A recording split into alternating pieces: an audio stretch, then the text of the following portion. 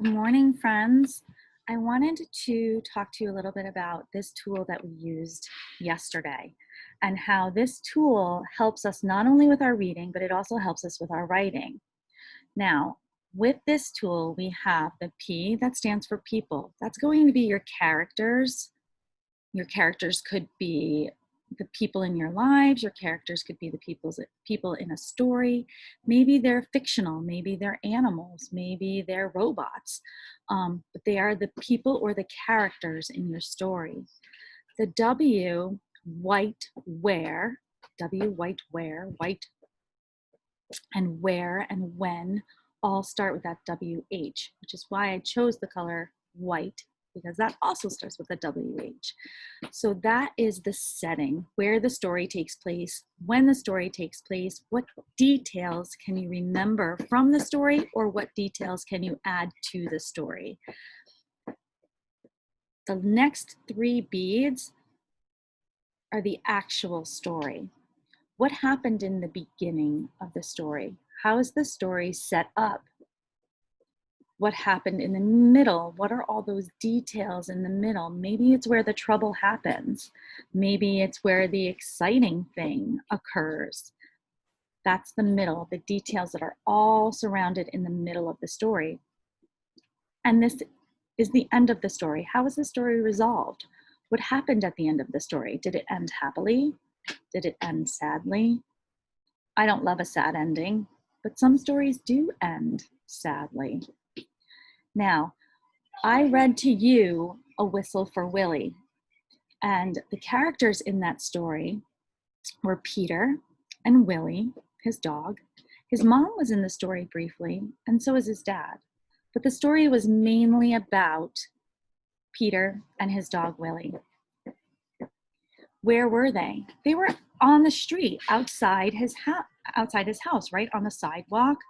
Most of the story took place on the sidewalk outside. In the beginning, Peter really, really wanted his dog to come to him when he whistled. He wanted to be able to whistle so his dog would run and come to him and he could pet him and they could play. And in the middle, he was practicing whistling over and over again.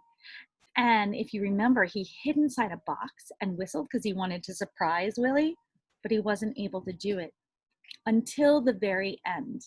He kept practicing and practicing. And at the very end, Peter was able to whistle. And when he did, his dog stopped, looked, tried to figure out who it was. And when he saw that it was Peter, he ran to Peter. And then Peter whistled all day long and all night long, all the way to the grocery store, all the way home, and his family loved his whistling. So these beads help me remember all of the pieces in the story in order. I want you to read today, as you should be reading every single day for a little bit of time. So maybe try to find a book that's just right for you and read for about 20 minutes. And when you're done reading, I want you to think about all of these pieces of your story or whatever you're reading. If you're reading nonfiction, you can think about what the story is about. What facts are you learning about? Where that is taking place. If it's an animal in the ocean, maybe that's where it's taking place. If you're learning about different types of natural disasters, where are those natural disasters taking place?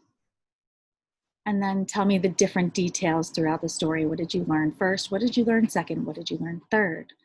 Okay, so that is for your reading. I want you to read for 20 minutes, and I want you to retell the piece of what you read. If you're reading a chapter book, you're not going to tell me the whole chapter book. You're going to tell me the one section that you read about. You can either record yourself in a video like this. It's weird sometimes to record yourself, but you can record yourself telling me your pieces, or you can do a quick sketch of the pieces, or you can write it down, okay? And that is what I'm going to ask you to do today. That is going to be your reading and your writing today. So your reading and writing is to read a book that's just right for you and to write down or tell me all of these pieces from what you have read. Okay? I hope that you have an amazing day. I miss you, and I will see you soon.